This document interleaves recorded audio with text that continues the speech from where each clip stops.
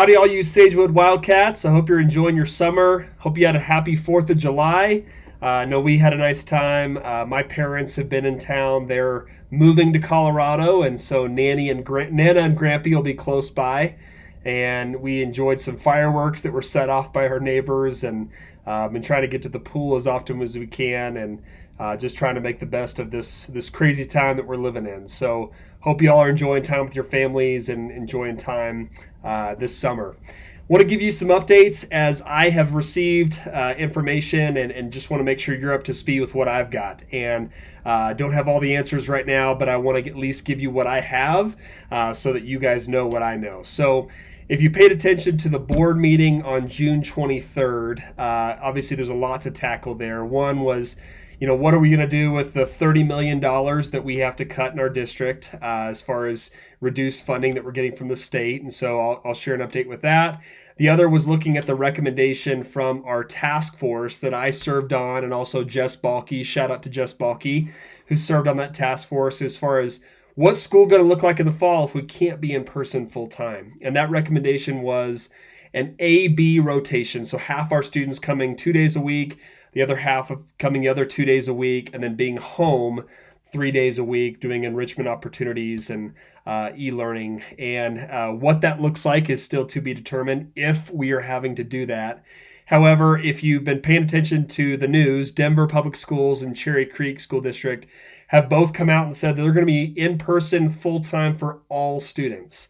And so I've been told July 13th is when we can expect some more information from Douglas County as far as, what is the fall going to look like. The board approved our recommendations. However, they want to be in person just like us. And so they're not necessarily happy that we would have to be in some sort of rotation like that.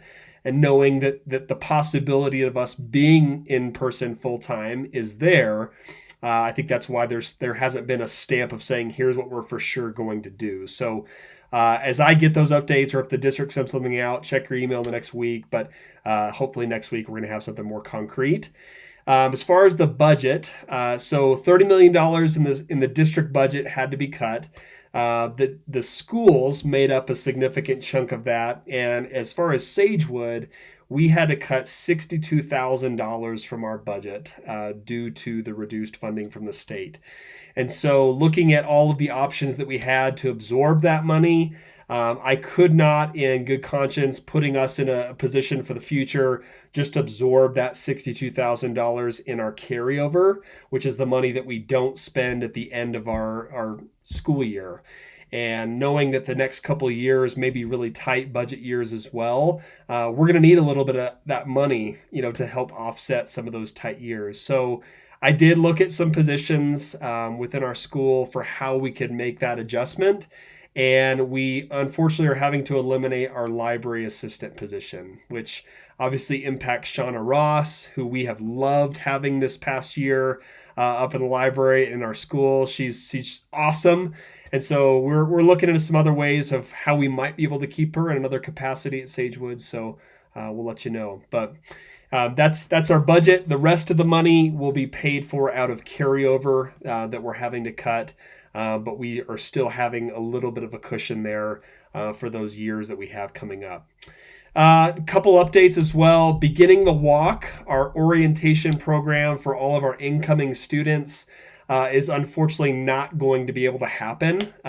We are just not able to get those groups. Right now, we're still restricted to groups of 10 students and just are not able to do the program. And so we're working on some other options, whether it be some videos that we could create to give kids information, tips, of tour the building virtually.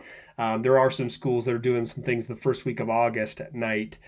So we'll be exploring some other options, but we'll be sending that communication out to our parents soon that Beginning the Walk, as it was planned, will not be taking place, but wanted to let you guys know that first. Also, we've been given the green light to get back in the building. However, the building is still totally under construction. All the flooring on the first floor has been completely demoed. I'll include some updates as far as construction. Shout out to our custodians who've been doing an amazing job painting. The railing in the commons is all purple now, and so I'll include some pictures in there. The tile in the commons is done as well. So anyway, we will have a way to get back in the building sooner, and if you need to get in for something sooner than end of July, please reach out to me and we can schedule a time for you to come up to the building and get what you need. But we'll hopefully be able to get people in before August if you would like to start, moving classrooms and setting up your rooms if you would like. So again, hope you're enjoying your summer and enjoy these last few weeks. It's coming down to the wire here. It's crazy. But as soon as I get more information, I will let you guys know. Take care and stay cool.